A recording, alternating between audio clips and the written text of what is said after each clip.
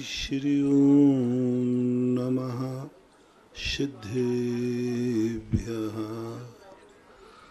सर्वमंगलमांगल्यं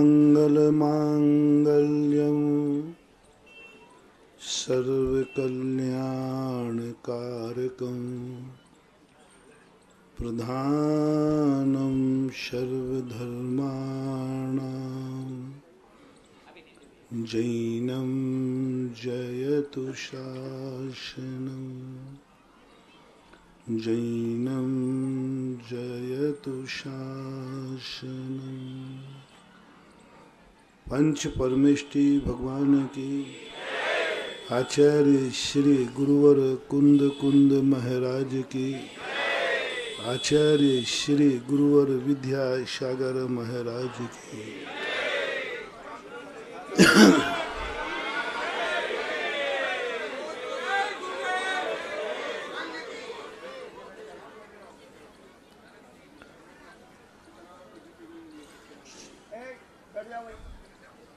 सृष्टि को जब अपन समझने का प्रयास करते हैं, उतनी ही सृष्टि रहस्यमयी होती जाती है। व्यक्ति अपने जीवन को भी नहीं समझ पा रहा कि दुनिया में जन्म क्यों होता है, और जन्म होता है तो व्यक्ति का मरण क्यों होता है। मरना है तो जन्मना क्यों, और जन्मना है तो मरना क्यों। जन्म और ये मरण दोनों एक रहस्यमय गुत्थी है सृष्टि ने, जो दुनिया के लिए गुमराह करने के लिए नेचुरल रूप से विद्यमान है। और अज्ञानी व्यक्ति इस गुत्थी में उलझ जाता है और वह अपने आप को जन्म और मरण के हवाले कर देता है और सोच लेता है कि मेरा जन्म हुआ है। उसी दिन से चिंता लग जाती है कि मैं मरूंगा, और वही चिंता उसे जीने नहीं देती है। वही चिंता उसके जीने का आनंद खत्म कर देती है। पेड़ में नई कोंपलें आती हैं तो लगता है कि नई कोंपल आ गई, पीले पत्ते टूट के गिर गए। ये रहस्य अज्ञानी नहीं समझ पाता।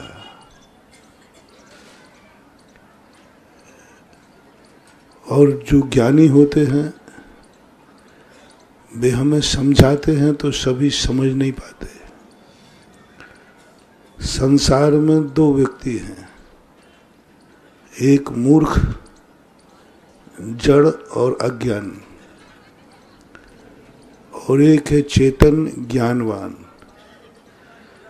ये दोनों जब तक एक साथ मिले रहेंगे संसार बढ़ता रहेगा, संसार रहस्यमय होता रहेगा। ज्ञानी से संसार नहीं चलता, अज्ञानी से संसार नहीं चलता। और ज्ञानी और अज्ञानी में यदि संधि हो जाए तो फिर ये संसार रुकता नहीं है। ज्ञानी और अज्ञानी दोनों यदि एक साथ मिल जाते हैं और दोनों में एक ऐसा गठबंधन हो जाता है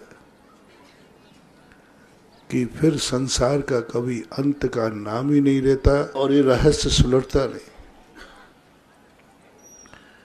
जैन दर्शन ने सबसे बड़ी एक नीति दी, तुम जैसे बने तैसे इस ज्ञानी और अज्ञानी की जोड़ी मिटा दो। जब तक ये दोनों जुड़े रहेंगे, अज्ञानी में तो शक्ति है ही नहीं, लेकिन अज्ञानी को यदि ज्ञानी की शक्ति मिल जाए तो अज्ञानी डबल शक्तिमान हो जाता है, बहुत शक्तिमान। मूर्ख आदमी को यदि कोई गाइड करने वाला मिल जाए तो मूर्ख आदमी कुछ भी कर डालता है। मूर्ख आदमी में कोई शक्ति नहीं होती, लेकिन उसे गाइडलाइन करने वाला कोई ज्ञानी मिल जाए तो मूर्ख की शक्ति बहुत भयानक हो जाती।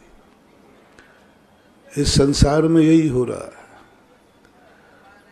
कर्म और पुद्गल मूर्ख है जो कुछ भी नहीं करता, लेकिन इस पुद्गल के साथ जीवात्मा जुड़ जाती है तो पुद्गल इतना शक्तिमान हो जाता है कि अच्छे अच्छे ज्ञानियों को रुला देता है।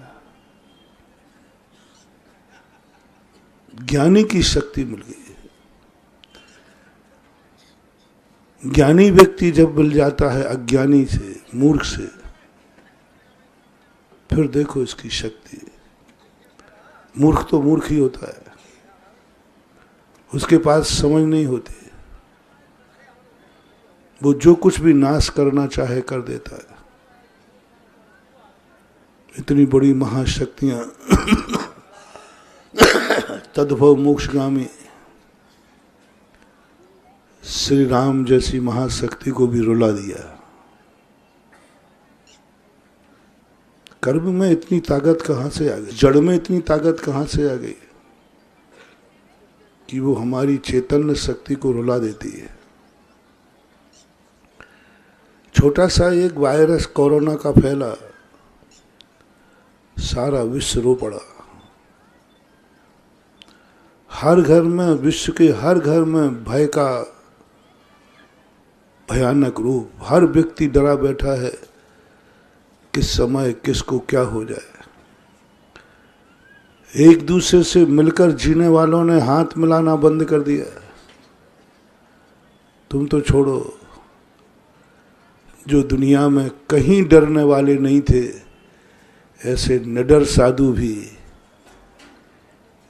डरने लगे।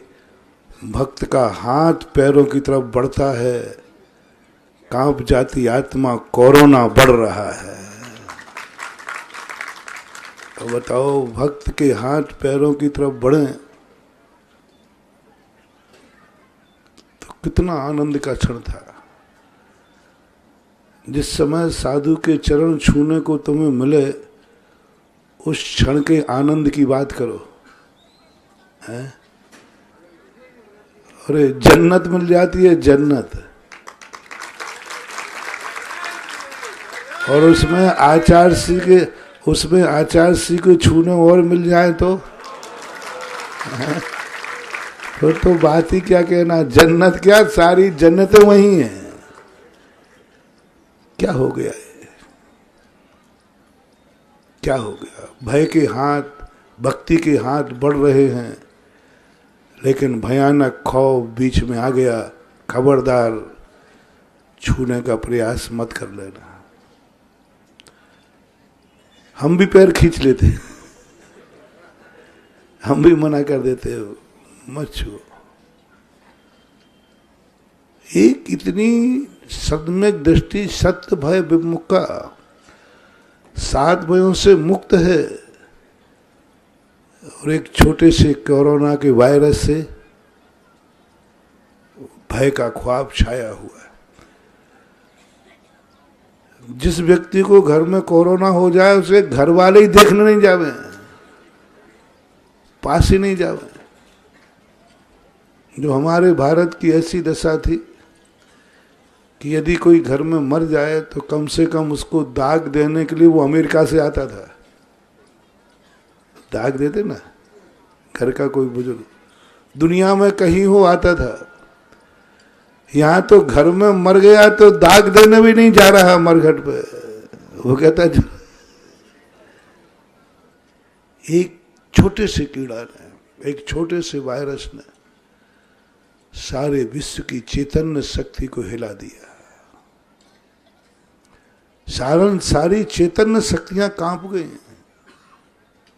कांप रही हैं। क्यों? क्या उस वायरस में इतनी ताकत है? नहीं। उस वायरस के पीछे किसी ज्ञानी का हाथ है। कोई ज्ञानवान शक्ति काम कर रही है जो उस वायरस का रिमोट कंट्रोल हाथ में लेकर उससे सब कुछ करा रही है। उसमें इतनी ताकत नहीं होती जड़ में। कोई चैतन्य ज्ञानी आत्मा एक जंगल के अंदर बहुत सारे कुल्हाड़ थे, कुल्हाड़िया ट्रक में भर के जा रहे थे। सारे पेड़ कांप रहे थे कि जहां ये कुल्हाड़ियां उतरेंगी उस जंगल का सर्वनाश हो जाएगा। पेड़ों को कांपते देखकर एक वयोवृद्ध वृक्ष ने कहा, क्यों कांप रहे हो आप लोग? बोले, अरे बुढ़े तू देख नहीं रहा है, ये कुल्हाड़ियां उतरेंगी अभी और सारा पूरा जंगल नाश हो जाएगा। वृद्ध हंसता है, बोले तुम लोग अनुभवहीन हो, ये कुल्हाड़ियां कुछ भी नहीं बिगाड़ पाएंगे। जब तक अपनी जाति की कोई लकड़ी का बेंट इनका साथ नहीं देगा तब तक ये कुछ भी नहीं कर पाएंगे। बिना बेंट की कुल्हाड़ी में कितनी ताकत है भाई, और एक 2 हाथ का बेंट मिल जाए उस कुल्हाड़ी को तो कुल्हाड़ी की ताकत कितनी बढ़ जाती है।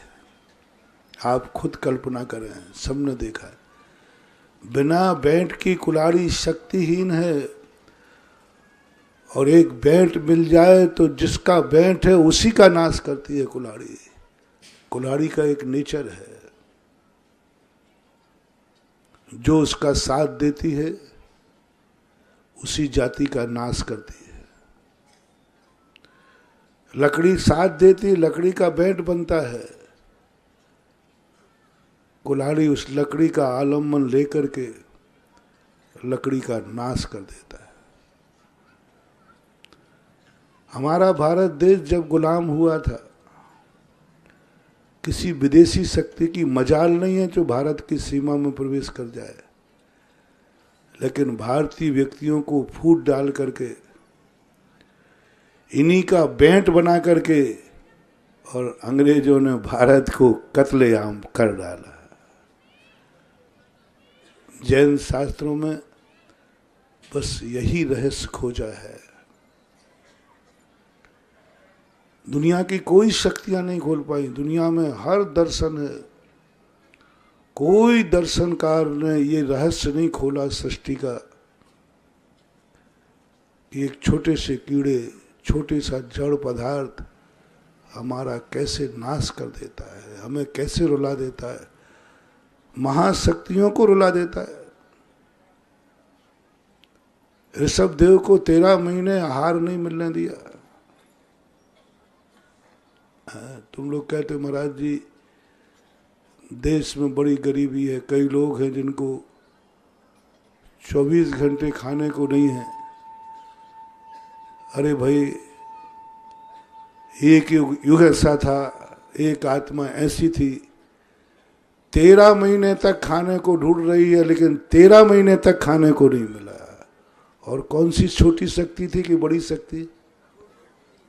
बहुत बड़ी शक्ति, तीर्थंकर ऋषभ देव 13 महीने तक निराहार घूमते रहे, एक दाना, एक बूंद का निमित्त नहीं बन पाया।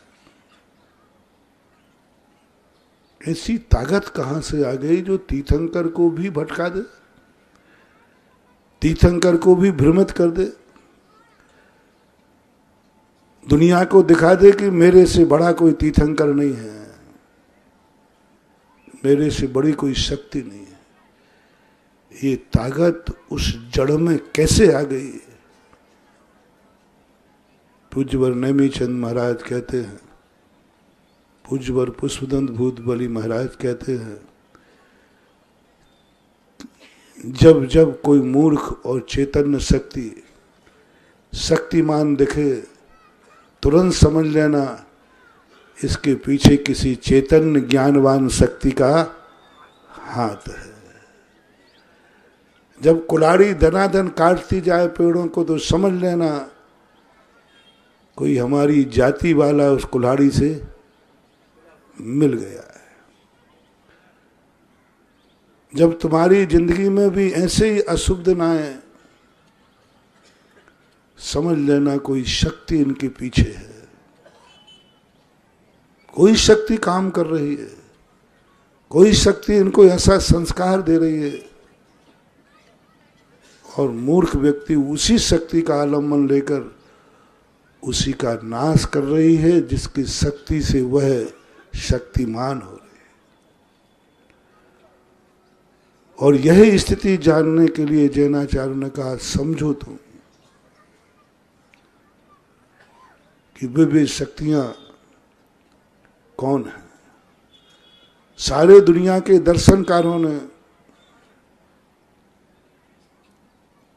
उस शक्ति का नाम रखा ईश्वर, भगवान। सारे दर्शन, विश्व में जितने भी दर्शन हैं, हर दर्शनकार ने कहा कि इस संसार की जड़ शक्ति को, ताकत तो उन्होंने भी मानी है, चेतन और अचेतन तो सारी दुनिया मानती है। और वे ये भी मानते हैं कि कर्म जो है दुखदाई है, पुद्गल दुख देता है, शक्तिमान है। वो ये भी मानते हैं कि इस जड़ के पीछे किसी का हाथ है, लेकिन उन्होंने किसका हाथ बना दिया? भगवान का। ये सारी दुनिया में जितने लोग दुखी हो रहे हैं, सुखी हो रहे हैं, पत्ता हिल रहा है, सब कौन हिला रहा है? भगवान। यदि सारी दुनिया की रिमोट कंट्रोलर भगवान है, ईश्वर है, जो कुछ भी हो रहा है सब ईश्वर के कारण से हो रहा है, वो इनको शक्ति दे रहा है, तो ईश्वर को कर्तृत्ववाद मानने वाले, ईश्वर से दुनिया को चलाने वालों से पूछता हूं, फिर ये कोरोना किसकी मर्जी से फैला?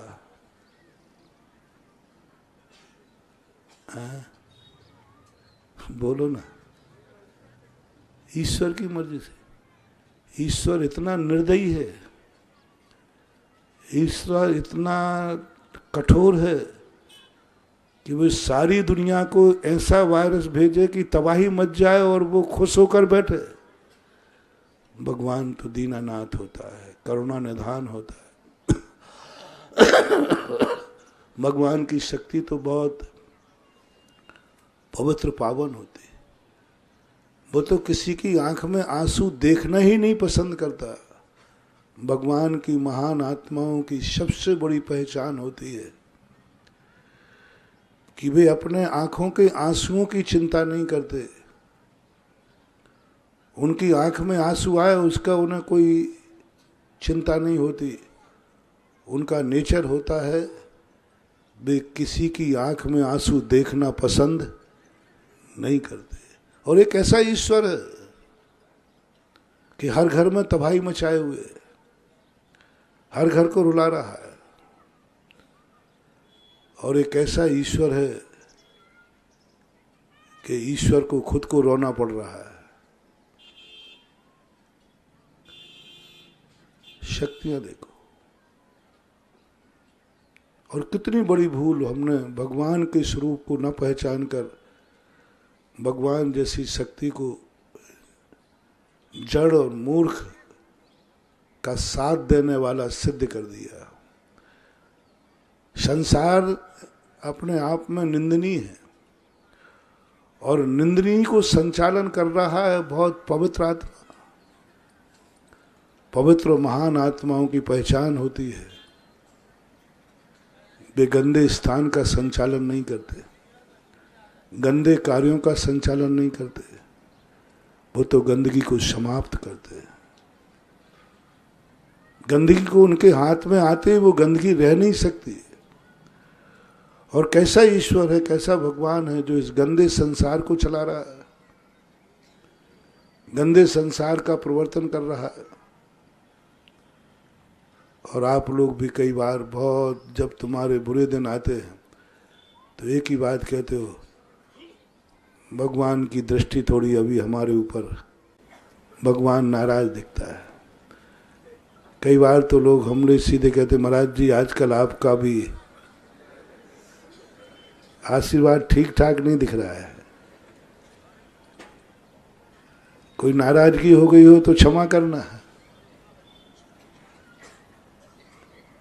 गुरु से और क्षमा मांगना पड़े तो गुरु कैसा, और गुरु को क्षमा करना पड़े तो भक्त कैसा है। क्योंकि गुरु के अंदर ऐसे परिणाम होते ही नहीं है। परिणति कभी स्वप्न में भी नहीं आती। वो तो अपने दुश्मन के प्रति भी परिणाम नहीं रखते। तुम तो भक्त हो। वो तो जगत को सुखमय देखना चाहते हैं, लेकिन फिर भी आप लोगों का एक नेचर बन गया है कि आप लोगों के जिंदगी में कभी भी दुख आए तो आप किसी शक्तिमान को खोजते हो, लगता है उसकी करामत होगी, लगता है कि भगवान से मेरी कोई गलती हो गई इसलिए भगवान नाराज हो गए। आप लोगों के मन में ऐसा भाव सदा 99% लोगों को आता है। जब भी कोई तुम्हारा बुरा होगा तुम्हारा मन तुरंत कहेगा कोई शक्तिमान हमारे पीछे पड़ा है, कोई ऊपरी बाधा है, कोई शहर का शक्तिमान हमारा नाश कर रहा है। कोई भूतों का नाम ले लेगा, कोई भगवान का नाम ले लेगा, कोई अपने गुरुओं का नाम ले लेगा। शक्तिमान को खोजता है। महानुभाव, शक्तिमान की पहचान कभी किसी को परेशान करने की होती नहीं। जो परेशान करता है उसे तुम शक्तिमान मत मानो, वो तो शक्तिहीन है। शक्तिमान जिन जिन को तुम मानते हो तो अपना आज निर्णय कर लेना। मैं आपको मोटिवेशन दे रहा हूं जिंदगी का कि जो जो तुम्हारे महान हैं, भगवान हैं, गुरु हैं, परिवार कोई भी हो, यदि तुम्हारी दृष्टि में महान है तो वो कभी तुम्हें परेशान नहीं कर सकता। तुम कितनी भी गलतियां कर देना, कितना भी अपराध कर देना, वो कभी परेशान करने का भाव करेगा ही नहीं। अब कोई ऐसी शक्ति है जो उनका साथ देती है। 3 व्यक्ति हो गए अपने शब्द। एक तो ईश्वर भगवान हो गया, और एक वो तुच्छ प्राणी हो गया है जो हमें परेशान कर नहीं सकता। क्योंकि शक्तिहीन की क्या औकात जो हमें परेशान कर दे। शक्तिहीन को हम वैसे ही मसल देंगे परेशान करने के पहले। अब तीसरा व्यक्ति बचता है जो मैं स्वयं हूं। ये जैन दर्शन की खोज असाधारण। 363 मत में मात्र एक जैन दर्शन है जिसने ये खोजा है। विश्व के 11 मजहब हैं, उसमें हर मजहब ने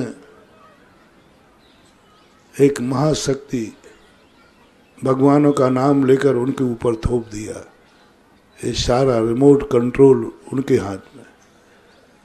मात्र विश्व का एक जैन दर्शन है जिसने कहा कि नहीं, वह रिमोट कंट्रोलर है तुम स्वयं। तुमने स्वयं इस मूर्ख का साथ दिया है। तुम्हारा खुद का जाति कर्म जो तुम्हारा था, घर का भेदी, तुम्हारा कोई उसका हो गया है।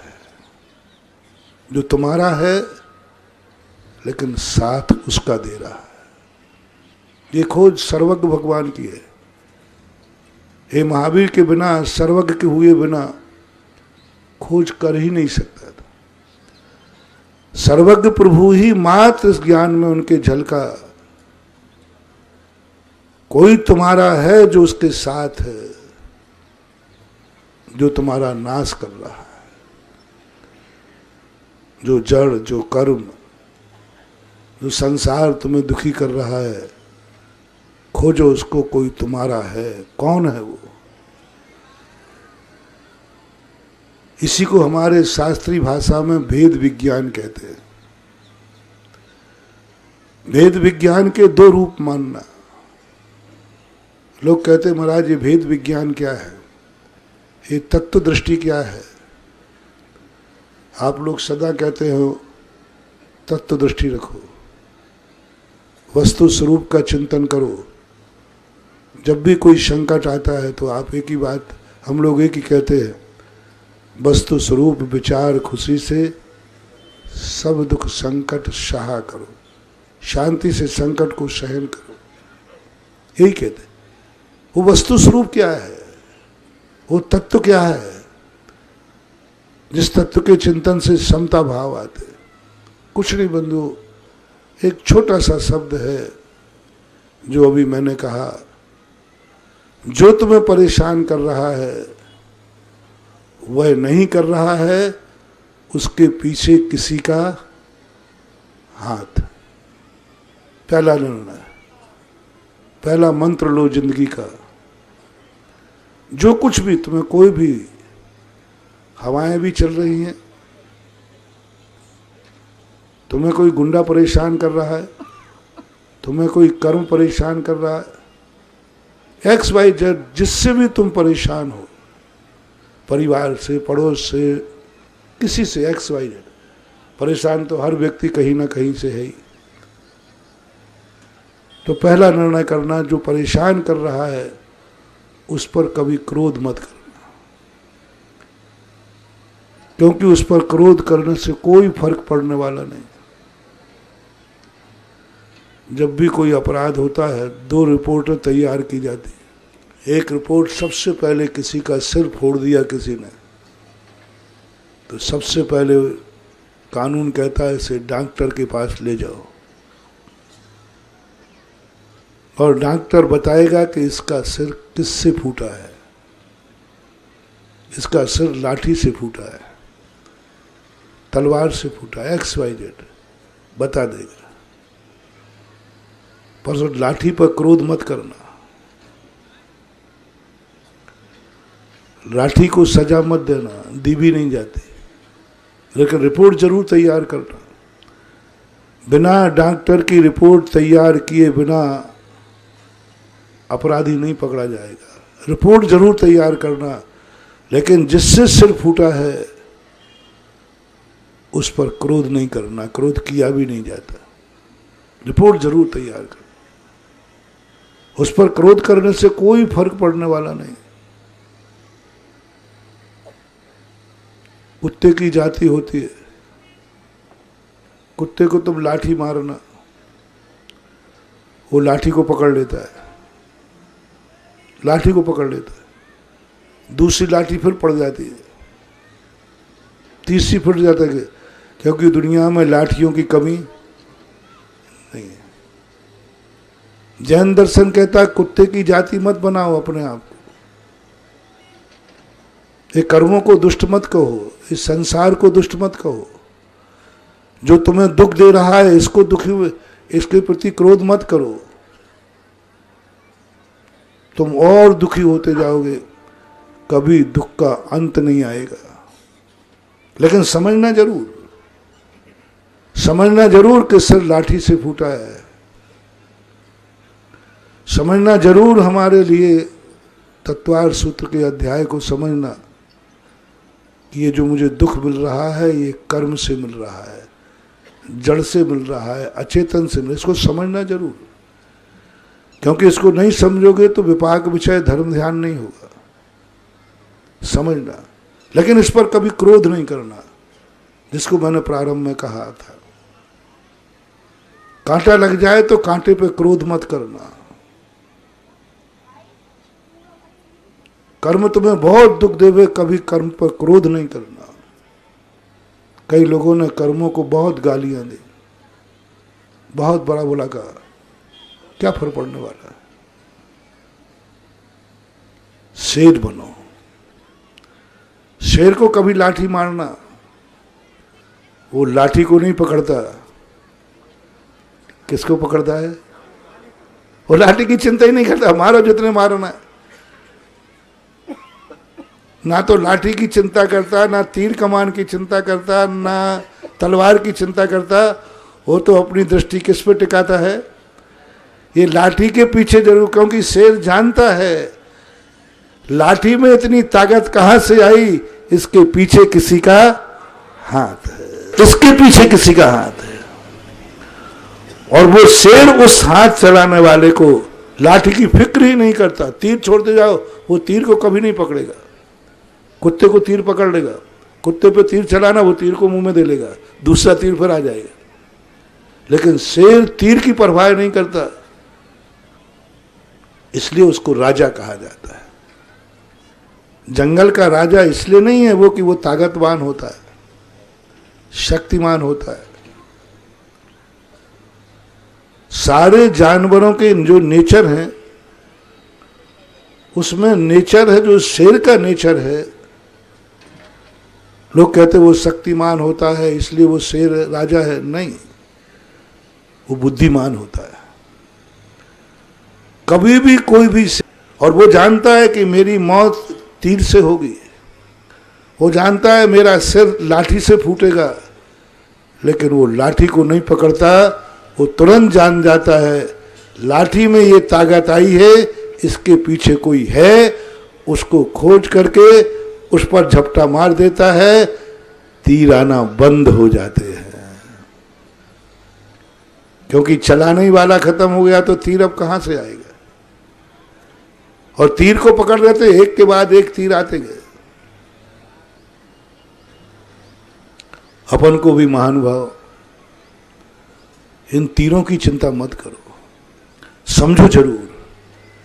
इन कर्मों की चिंता मत करो, समझो जरूर। इन कर्मों के प्रति मत डरो, कितना भी कैसे भी जिंदगी में आ जाए कष्ट, आने दो। कल जिज्ञासा समाधान में मैंने कहा था,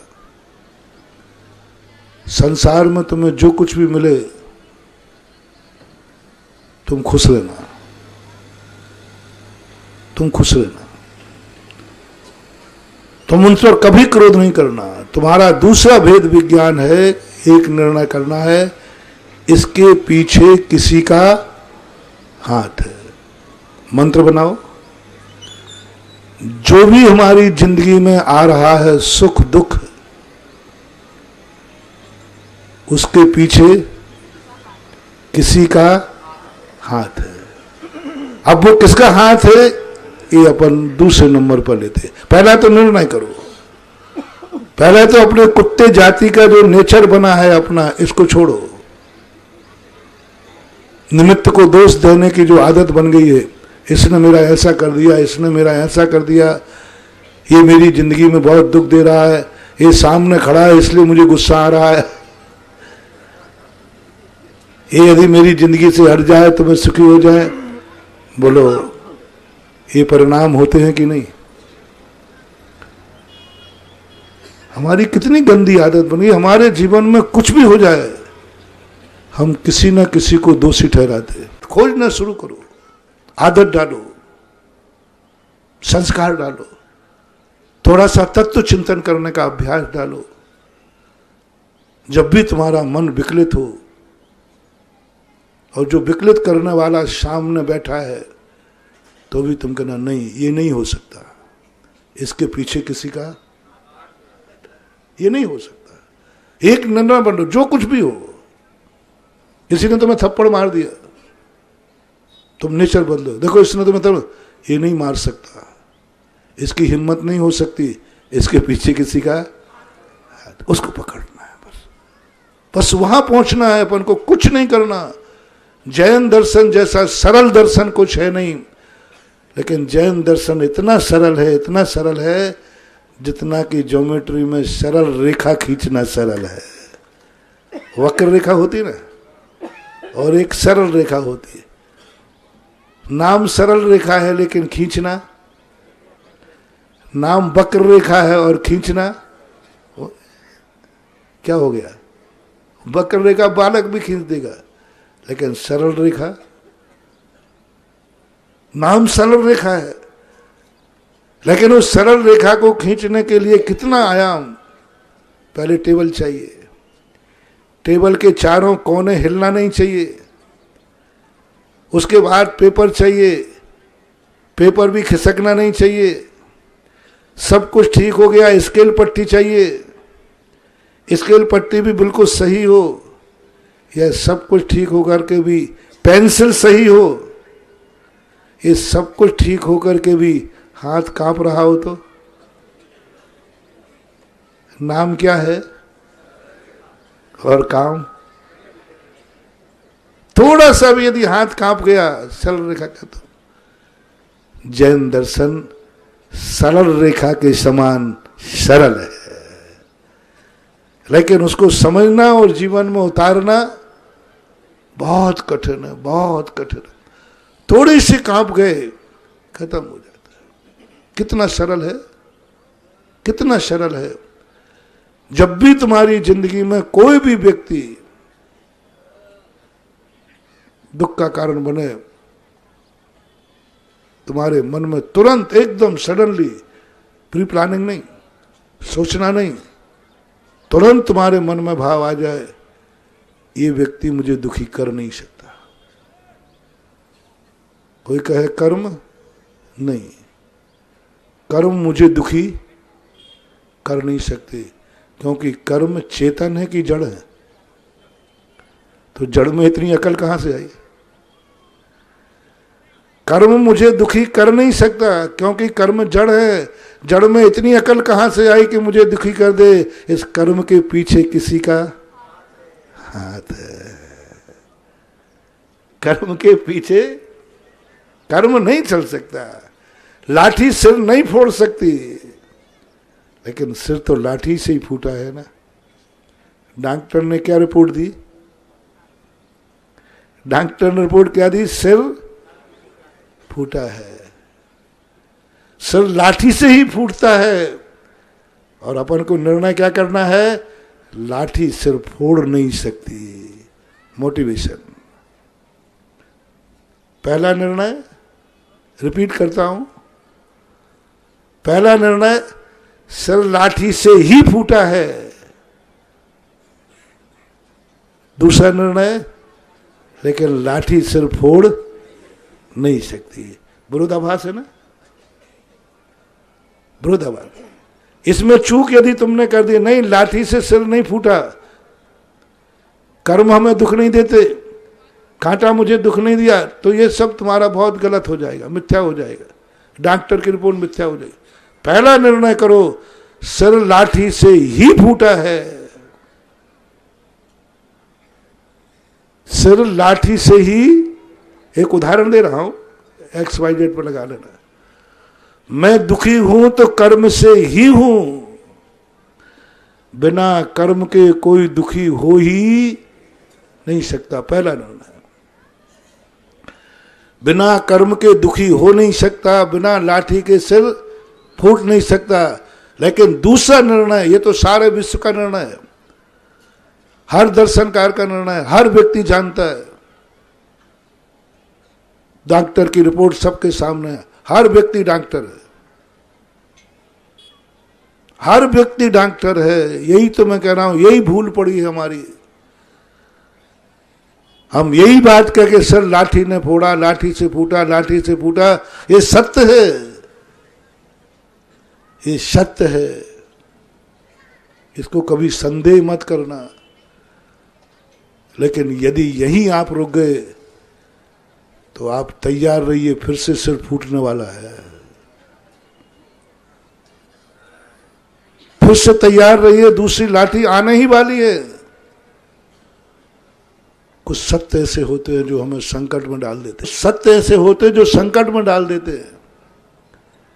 इसलिए जैनाचार्यों ने कहा, जो सत्य है वही तुम्हारे लिए सुखदायी है, ऐसी भूल मत कर देना। ये सत्य है कि लाठी से सिर फूटा है, लेकिन इतना ही मान करके हम लाठी को अरिष्ट कर ले, लाठी को हम सजा बोल के जेल में डाल दें, भूल कर देना, सिर फूटता रहेगा। कितनी लाठियों को जेल भेजोगे? कितनी लाठियों को भेजो? कितने कर्मों को करोगे? कर्म सदा दुख देता रहेगा, वो दुश्मन है, उससे सुख की कल्पना मत करना।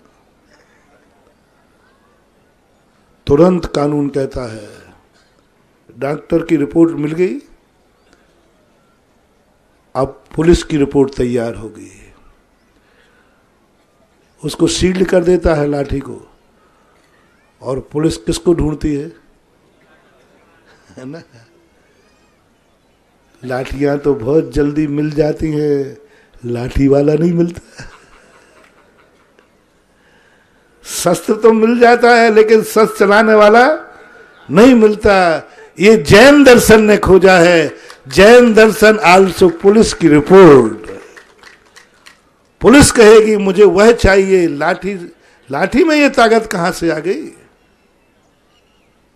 पुलिस कहती है ताकि में ये ताकत कहां से आ गई? इसके पीछे किसी का हाथ है। कर्म में ये ताकत कहां से आ गई? इसके पीछे किसी का हाथ है। पुलिस उसको खोजती है, और वो जो पकड़ में आवे उस पर केस चलाना, उस पर क्रोध करना, उसको सजा दिलाना, उसको सजा दिलाना। अब चले अपन पुलिस की रिपोर्ट बनाए। खोजते खोजते पुलिस की रिपोर्ट में बनते बनते बहुत खोजा, बहुत प्रयास किया, कोई अपना ही सगा निकला। घर का भेदी कोई अपना ही लिखा है, और कई बार तो स्वयं ही निकल आता है। कौन है वो अपना? उन मेरों की लिस्ट बनाओ। सबसे निकटवर्ती मेरा कौन है? सबसे निकटवर्ती मेरा ज्ञान, मेरा दर्शन। मेरा ज्ञान ने जरूर इस पर का साथ दिया है। उज्ज्वल कुंद स्वामी समय सार में कहते हैं कि जब यह ज्ञान पुद्गल की तरफ अभिमुख होता है, तब ये ज्ञान अपनी आत्मा की ही पिटाई करवा देता है। जब ये ज्ञान पुद्गल की तरफ अभिमुख होता है, कर्म की तरफ अभिमुख होता है, जैसे सिद्धांत भाषा में हमारे यहां औदैहिक भाव कहते हैं। औदैहिक भाव थोड़ा कई लोगों को कठिन लगेगा। ज्ञान जब पुद्गल कर्मों के अनुसार भाव करता है, जैसा निमित्त मिला वैसा ही हो गया, उस निमित्त में मिल जाता है, जाके निमित्त में मिल जाता है। अपना ज्ञान है। ज्ञान किसका है? अपना लक्षण है, अपना स्वरूप। कभी कभी अपना व्यक्ति दूसरों में मिल जाता है, बर्बाद कर देगा। राणा प्रताप को कोई शक्ति झुका नहीं सकती थी, लेकिन उनका भाई शक्ति सिंह दिल्ली में अकबर से जाके मिल गया। राणा प्रताप के घुटने टिक गए। रावण को कोई हरा नहीं सकता था, कोई अपना ही भाई जाकर के मिल गया।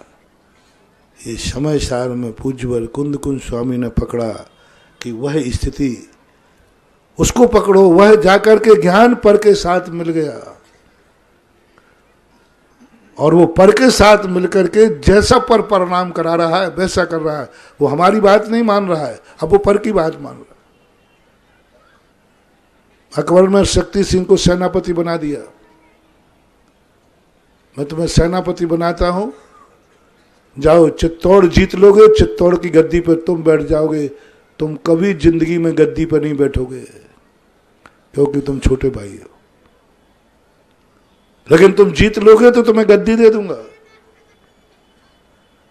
ज्ञान ज्ञान जब पर की तरफ गया और जैसा पर ने भाव कराया वैसा वो भाव कर्म बन गया, और कर्म में जो स्थिति अनुभाग डाला, किसने डाला? ताकत किसने दी उस कर्म में? ताकत देने वाला कौन है वो कर्म में? हमारा ज्ञान। और उस ज्ञान ने जैसे ही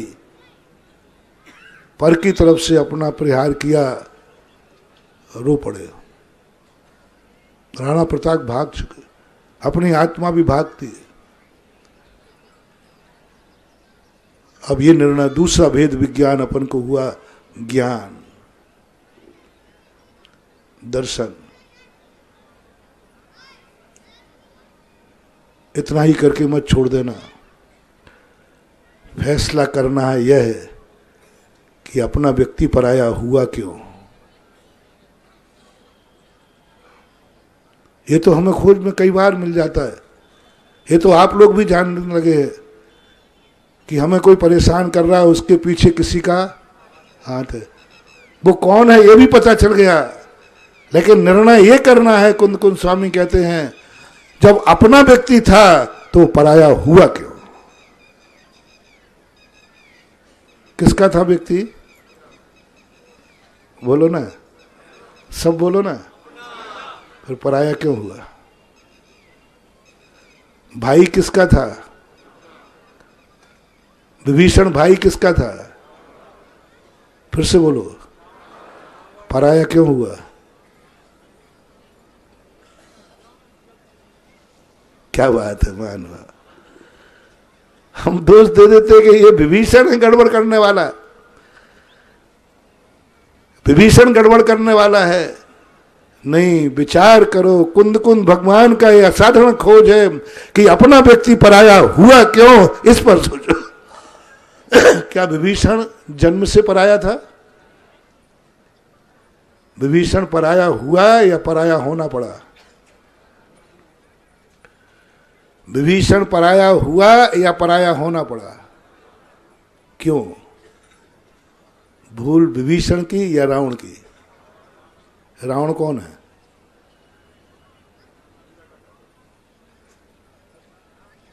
ज्ञान पराया हुआ क्यों?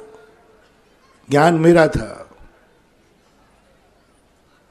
ज्ञान मेरा था। भूल किसकी थी? मेरी थी। रावण कौन? विभीषण को तो दोष दे दिया अपन ने, घर का भेदी, लेकिन वो भेदिया पराया बना क्यों?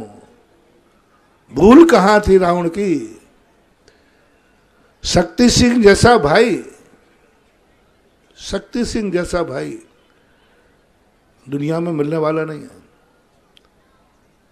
राणा प्रताप का भाई शक्ति सिंह बहुत बड़ी शक्ति थे और अपने भाई को पिता मानता था, लेकिन वो पराया हुआ क्यों? महाराणा प्रताप को बहुत बाद में भूल पता चली, रावण को भी भूल बाद में भूल पता चली। आपको तो आज पता चल जाना चाहिए कौन है वह भूल जो हमारा ज्ञान पराया हो गया। कैसी चीज है हमारा कदम, मेरा ज्ञान, कोई ना कोई भूल मानू हुई है। हमने ज्ञान का कहीं ना कहीं अनादर किया है, ज्ञान की उपेक्षा की है। ज्ञान ने जो हमें समझाया हमने समझा ही नहीं। विभीषण ने रावण को समझाया, रावण नहीं समझा, बहुत समझाया।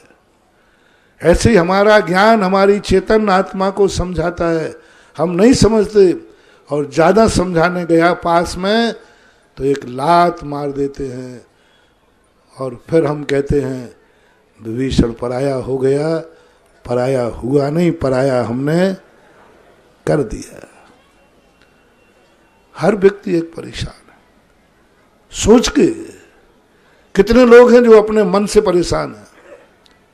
कल एक प्रश्न आया था ना जी, महाराज जी ऐसा क्या उपाय करूं कि मेरा मन जब भी माला फेरो, ध्यान करो, पूजा करो, बाहर जाता है, बाहर बाहर।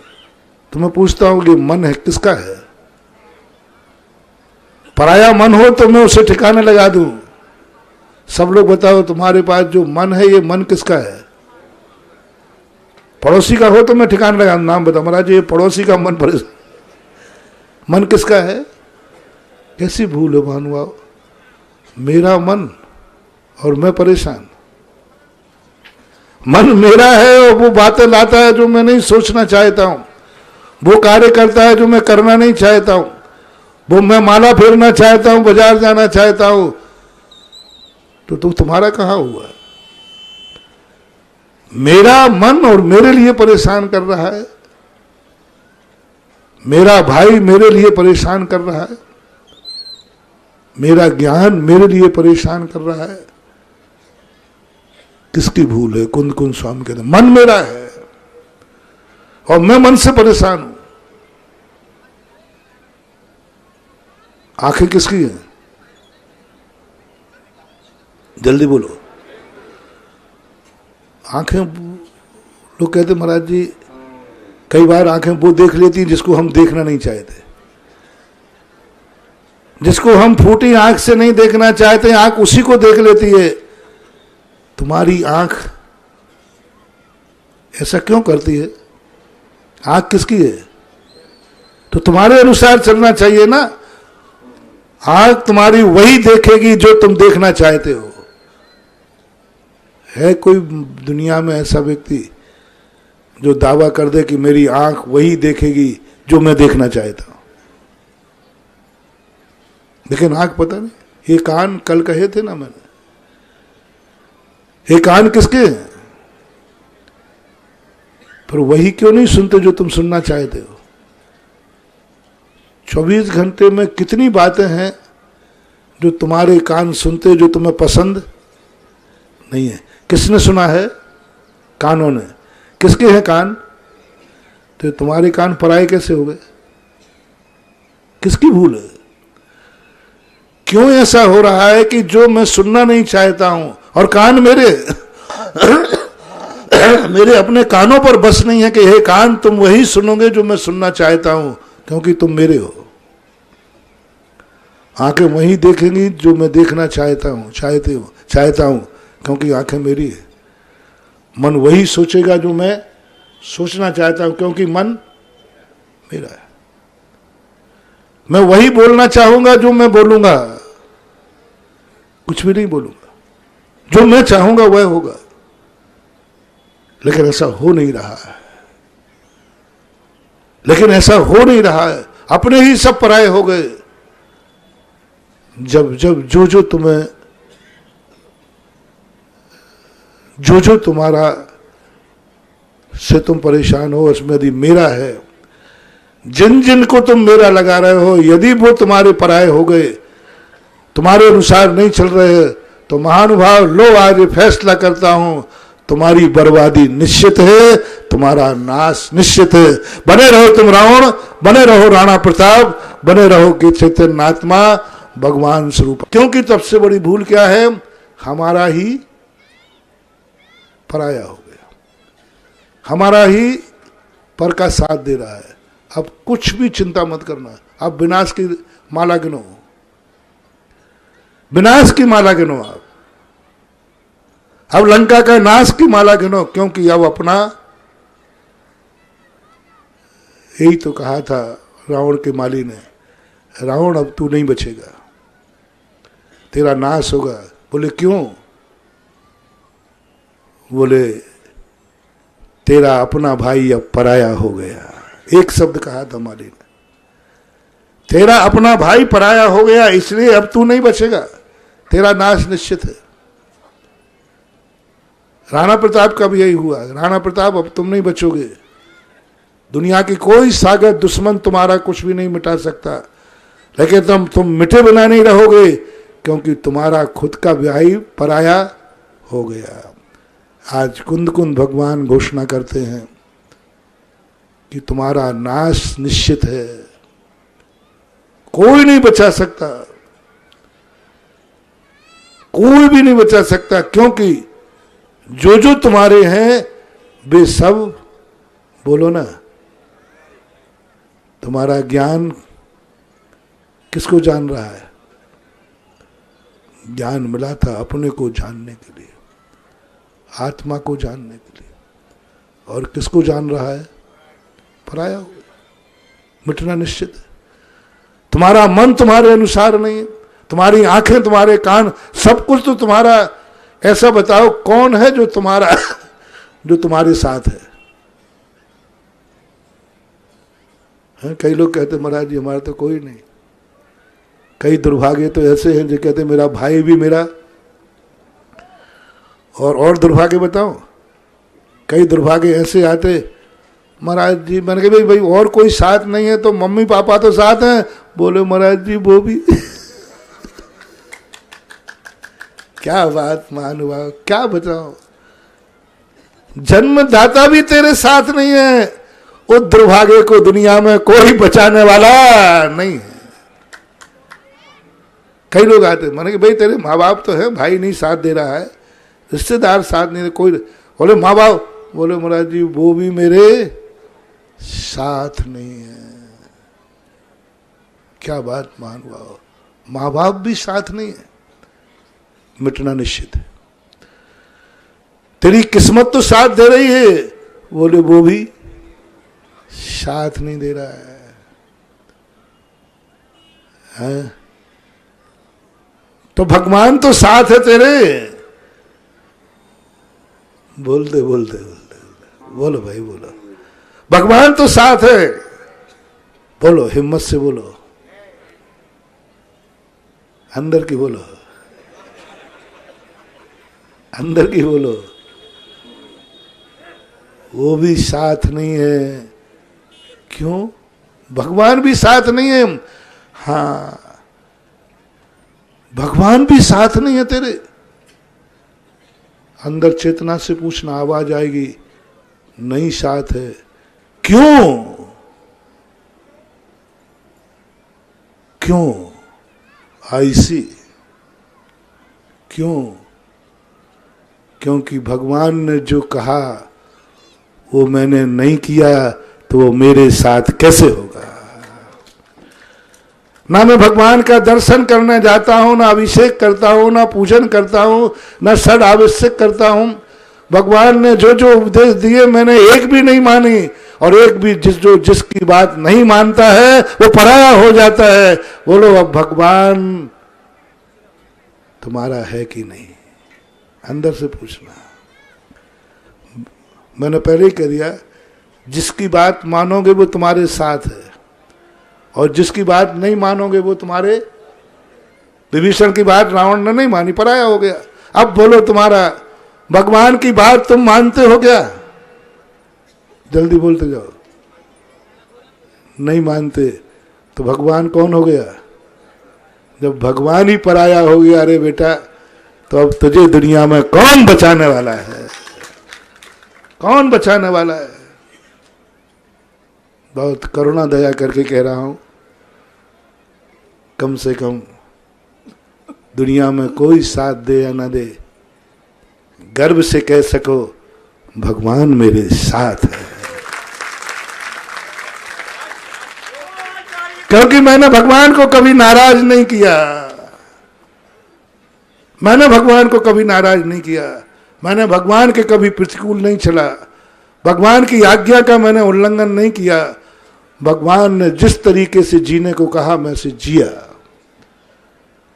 भगवान ने जो जिंदगी मुझे दी, मैं श्रावक हूं या मुनि हूं, जो तरीका भगवान ने दिया था कि षड आवश्यक करना, मैंने षड आवश्यक किए। उन्होंने जो जो उपदेश हमारे लिए दिए, जो जो कोर्स मेरे लिए भगवान ने निश्चित किया था, वो कोर्स मैंने पूरा तैयार किया है। इसलिए दावे से कह सकता हूं भगवान मेरे साथ है। छाती पे हाथ रख के पूछना है। भगवान ने कोर्स दिया था कि ये कोर्स जो पूरा करेगा मैं उसके साथ रहूंगा। चिंता मत करो महानुभाव, संसार की कोई भी शक्ति तुम्हारे पास ना हो, भगवान यदि तुम्हारे साथ है तो जाओ, पांडवों की विजय निश्चित है। शक्ति किसके पास थी? सारी कौरवों के पास। सारी शक्तियां किसके पास थी? कृष्ण की भी शक्ति भी किसके पास थी? कृष्ण की 11 अक्षौणी सेना जो थी वो भी कौरवों के पास थी, वो भी कौरवों के पास थी, सब कुछ कौरवों के पास था। पांडवों के पास क्या थे? निहत्ते, निहत्ते श्री कृष्ण मात्र थे। तो धर्मराज ने एक ही कहा था सारी शक्तियां भली दुश्मन पे चले जाए, आप मेरे साथ हो तो मेरा कोई कुछ बिगाड़ नहीं सकता। महानुभाव, आज मैं इस बीना की सरजमी पे कहना चाहूंगा कि दुनिया का कोई भी शक्ति तुम्हारे साथ ना हो, कर्म भी ना हो, तुम्हारा कोई भी साथ ना दे, परिवार भी, बस एक साथ ही बना लो, भगवान मेरे साथ है, वो अकेला साथ है, तो सारी दुनिया की शक्ति कितना भी सामना कर ले, विजय उसी की होगी जिसके साथ। और भगवान किसके साथ होता है? जो भगवान की बात मानता है, उसको नाराज मत करना, वो पराया ना हो जाए। कहीं ऐसा ना आ जाए, किसी दिन पूछा कि भगवान साथ है, तो मैं नहीं कह पाऊं, क्योंकि मैंने तो भगवान से भी बिगाड़ के रख लिए, मैंने तो भगवान की भी उपेक्षा कर दिए, मैंने भगवान के द्वारा दिए ज्ञान की भी उपेक्षा कर दिए। मैं तो मंदिर के बाजू में रह करके नहीं जाता हूं, मैं तो मंदिर के सामने से निकल जाता हूं तो नहीं जाता हूं, मैं घूमने के लिए 10 किलोमीटर जाता हूं और मंदिर में 2 कदम भी नहीं जाता हूं। कहीं उससे मत बिगाड़ना ना महानुभाव, अन्यथा तुम्हारा नाश निश्चित है। इसलिए समय आपका हो गया। आज बीना के लिए बहुत बड़ी बात, बहुत बड़ा मोटिवेशन आपको दिया कि दुनिया में कोई भी शक्ति हो, उसके पीछे हाथ किसी का है, और उसके पीछे हाथ अंत में सारा खोजने के बाद कौन पाया गया? मेरा। और मेरा व्यक्ति पराया हुआ, उसके पीछे दोषी कौन पाया गया? जल्दी बोल दो। मैं स्वयं पाया गया। बस इतनी बात समझ लो तो कुंद कुंद स्वामी महाराज के जो उपदेश हैं वो हमें समझ में आ जाएंगे। और आज जो कार्यक्रम तुम यहाँ करने जा रहे हैं, उस कार्यक्रम के लिए कल ही कहा था, प्रश्न आया था आपकी कमेटी का, तो बीना के लोग ऐसी बड़े पूर्वजों की संपत्ति, इतनी बड़ी जमीनें किसी नगर के पास नहीं। एमपी में तो शायद किसी भी प्रांत, किसी भी देश, शहर में इतनी बड़ी संपत्तियां नहीं जितनी बीना के पास। लेकिन दुर्भाग्य है कि उन्होंने समाज के उपयोग के लिए दी, मंदिर के लिए दी, और आप लोग इस प्रकार का उजड़ा, तो इस पर भी कुछ ना कुछ ऐसे करो, शायद संतों के निहार के लिए भी और सबके लिए भी। ये सारी स्थितियां अपने जीवन में, और सबसे बड़ा दुर्भाग्य होता है कि व्यक्ति के लिए यदि कोई कल कमेटी ने निर्णय किया, का बताया, महाराज जी हम यहाँ कुछ अच्छी चीज़ बना दें, लेकिन समाज के लोग कहेंगे हमें फ्री में दी जाए। बहुत परेशान हुई जैन समाज से। ये होटल में 2 लाख रुपया दे आएंगे, लेकिन अपने यदि वो समाज का स्थान होगा तो उसमें 20,000 भी नहीं देंगे, झगड़ा करेंगे। होटल में कितने दे देंगे? 2 लाख रुपया दे देंगे, और वो भी घंटे से देंगे। 1 घंटे ऊपर हो गया तो फिर 2 लाख लग जाएंगे। रात के 12 बजे समेटते फिरते हो, भाई 1 ना बज जाए। और समाज की कोई अच्छी चीज बन जाए तो सबसे पहले समाज के लोग कहते समाज की चीज है, फोकट में दी जाए।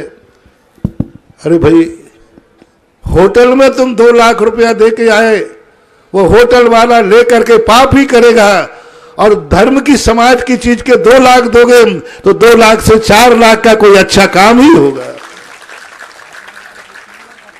मैं तो बीना की समाज को कहना चाहूंगा, इस प्रांगण में जो चीज बने, होटल में तुम 2 लाख रुपया देते हो, तो बीना समाज संकल्प करें कि यदि यहां कोई शादी विवाह के लिए कार्यक्रम बनता है तो हम इस प्रांगण के 2.5 लाख रुपया देंगे। होटल के कितने और इधर के कितने? क्यों? होटल का पैसा कहां जाना है? पाप में जाना है। और यहां तुम्हारे 50,000 ज्यादा जाएंगे तो बोलो महानुभाव कहां जाएगा? शराब की बोतलें खुलेंगी, मुर्गे कटेंगे, पाप में जाएगा। कोई ना कोई जीर्णोद्धार होगा क्षेत्र का, कोई ना कोई गौशाला खुलेगी, कोई ना कोई समाज के काम आएगा। हम पूरे भारत को देखता हूं, हमारी समाज में आया हुआ पैसा, मंदिरों में हो चाहे संस्थाओं में, कभी किसी पाप कार्य में नहीं जाता, किसी ना किसी परमार्थ में जाएगा। यहां जो तुम 50,000 ज्यादा दोगे, 50,000 शायद वो किसी गाय के बचाने में काम आ जाए, शायद किसी गांव के मंदिर के जीर्णोद्धार में काम आ जाए, शायद किसी गरीब की दवाई के काम आ जाए, शायद किसी गरीब के पढ़ाने के काम आ जाए। और होटल वाले को दे के आए हो, वो किस काम में आएगा इतना बता दो। यहां देने के बाद तो फिर भी अधिकार तुम्हारा है, क्योंकि तुम समाज के व्यक्ति हो। 2.5 लाख रुपए तुमने दिए ना जो, और 2.5 लाख रुपए पर अधिकार अभी किसका है? बोलो, तुम समाज के व्यक्ति हो ना? पहले बोलो, आप समाज के व्यक्ति हैं कि नहीं हैं? ये जगह किसकी है? और 2.5 लाख रुपया आएगा तो उस पर अधिकार अभी किसका है? अपना पैसा अपने घर में है ना, अपना पैसा घर में है। अपनी समाज जो चाहे, समाज ने दिया, समाज ने रखा, खर्च भी किसको करना है? समाज को। किस में खर्च होगा? बोलो ना, समाज के कार्य में। अपना पैसा अपने पास रहेगा तो भी तुम लोग मूर्खता दिखाते हो। महानुभाव, इतनी गलती मत करो। दूसरे से दुकान लोगे तो 50,000 रुपया दोगे, और मंदिर की दुकान होगी तो 50 रुपये में भी वो भी दे देते हो, तो वो पता नहीं मुझे। 50,000 की दुकान है बाजार में, मंदिर की दुकान है तो 500 रुपया भी नहीं लेते। अरे ये कहो कि बड़ाई दुकान 50,000 में मिलती है, मंदिर की दुकान हम 55,000 में लेंगे क्योंकि मंदिर का पैसा पाना पड़ेगा, 5,000 ज्यादा देंगे। ये होड़ होना चाहिए मंदिर की। और कई महानुभाव तो ऐसे करते हैं, मंदिर से 500 रुपए की दुकान ले लेंगे और दूसरे को 5,000 में दे देंगे, 50,000 में दे देंगे। मंदिर को कितना? 500 रुपया, और दूसरे को कितने में दे दिए? यानी मंदिर से कमाओ और रहे। इतना पाप मत करो रे महानुभाव, मत करो। इन संस्थाओं को जीवित करो, अनाथालय मत बनाओ, गरीबों के स्थान मत बनाओ, इनको जीवित करो और उनसे पैसा कमा करके फिर गरीबों को अमीर बनाओ। अभी कोटा के अंदर मैंने एक छात्रावास खोला। उस छात्रावास का नियम बनाया, गरीब का प्रवेश वर्जित रहेगा। किसका प्रवेश? लोग कहने लगे, महाराज जी आप जैसे दयालु। मैंने कि प्रस्ताव पास करो तो मैं आशीर्वाद दूंगा। गरीब का प्रवेश वर्जित रहेगा। महाराज जी फिर सोच लो। मैंने टेक टू ऑर्डर, आप लिखिए। फिर लिखने के बाद फिर नीचे लाइन लिखाई, गरीब का प्रवेश वर्जित रहेगा, लेकिन गरीब दरवाजे से वापस नहीं जाएगा। गरीब दरवाजे से वापस, उसको दरवाजे के पहले ही अमीर बना दिया जाएगा। अंदर तो आएगा तो अमीर बन के आएगा। एक छोटी सी घटना घटी। एक गरीब बालक था, उसको निःशुल्क रख दिया गया था। दूसरा पैसे में था। तो एक दिन झगड़ा करते उस बालक ने कहा, अरे क्या तू समाज की रोटियों में पलता है, तो पैसा देके खाता हूं। वो बच्चा रो पड़ा, गरीब बच्चा था। मैंने कहा अच्छा इसने ये दबा दिया? बोले हाँ मैं पैसा दे, तू तो फोकट में रहता है। उसके आंसू मेरे से देखे नहीं गए।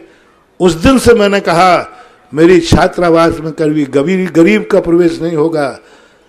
और हर गेट के पहले, आज भी वहां नियम है, गेट के पहले उसको अमीर बना दिया जाता है। अंदर आता है तो अमीर बन करके आता है, बाहर उसको सेठ पैसा देता है, जा तू अमीर बन के जा। अंदर गरीबों की सहायता दूसरे तरीके से करो, संस्थाओं को बर्बाद करके मत करो। ये तुम्हारे ऊपर। यदि गरीब को तुमने कम में दे दी, सुनो कमेटी वालों, गरीब को यदि तुमने कम में दे दी, समझ लेना वो गरीबों का दुश्मन है, क्योंकि उसकी गरीबी कभी दूर नहीं होगी, क्योंकि मंदिर के निर्माण से उसने अपनी जीवन चलाया है। यदि मान लो तुमने कहा गरीब को 1 लाख में दे दो, 1.5 लाख रुपया उसने मंदिर का निर्माण खाया है, वो अमीर कभी हो ही नहीं सकता। तरीका उसका एक ही है कि यहां आने के पहले उसको अमीर बना दो, और अंदर जब आवे तो बराबर अमीर बन करके आवे, चाहे कोई भी हो। तो ऐसे प्रतिष्ठान, ऐसे कार्य करने के लिए अक्सर कर बर्बाद होने के कारण ही स्कूल हो तो इसलिए बर्बाद हो रहे, संस्थाएं तो यहाँ प्रांगण आप लोग अभी शादी विवाह करते हो कि नहीं? बिना में होती है शादी विवाह कि नहीं? इसलिए पूछ रहा हूं कि मैं बहुत दिन बाद आया हूं। होती है कि नहीं? कहाँ होती है? गार्डन में कितने रुपए लगते होंगे? 2 लाख रुपए लगते। और ये अब प्रस्ताव पास कर रहा हूं, 2 लाख लगते हैं कि नहीं? सब लोग बोलो ना। अब यहां यदि वैसा ही उसी समान गार्डन बन जाए तो कितने रुपया दोगे? जोर से बोलो, धीरे से बोलो, पीछे से नहीं बोले। पीछे से जोर जोर कम सुनता हूं मैं। महिलाएं थोड़ा तुम बोल देना, देवियों। तो मैं गारंटी लेता हूं ये जमीन का इतना अच्छा उपयोग होगा, इतना बढ़िया उपयोग होगा कि ये जो दूसरे लोग अतिक्रमण कर रहे हैं उसमें समाज के काम आएगा। समाज गार्डनों में घूम रही है। जिन गार्डनों में कल मुर्गे कटे थे, कल शराब की बोतल कटी थी, आज जैन साहब की बारात वहां जा रही है। कम से कम यहां मुर्गे तो नहीं कटेंगे। कितना भी कुछ होगा लेकिन मुर्गे तो ऐसा उपयोग करना चाहिए। समाज की चीज है। बस एक नियम तुम्हें लेना है, बाजार में जो रेट लगता है होटल का उससे कम यहां हम नहीं देंगे। बाकी सब तुम्हारे लिए जैसा उपयोग करना है वैसा करो। और आज मैंने समझा भी दिया कि यहाँ के कम में लेने पर आपको निर्माल का दोष लगता है। वही शादी होटल में 2 लाख लगते, यहाँ 1.5 लाख लिए हैं। जाओ वो 50 लाख आपको और आपके बेटा बिटिया को, बहू बेटी को सुख और शांति से नहीं रहने देगा। उस पर 50,000 रुपए का ऋण है समाज का, मंदिर का। इसलिए ऐसे कार्य करें और फिर आगे के लिए आप बोलिए। बोलिए परम पूज्य जगत पूज्य निर्यापक स्वर्ण मुनि पुंगव श्री सुधासागर जी महाराज।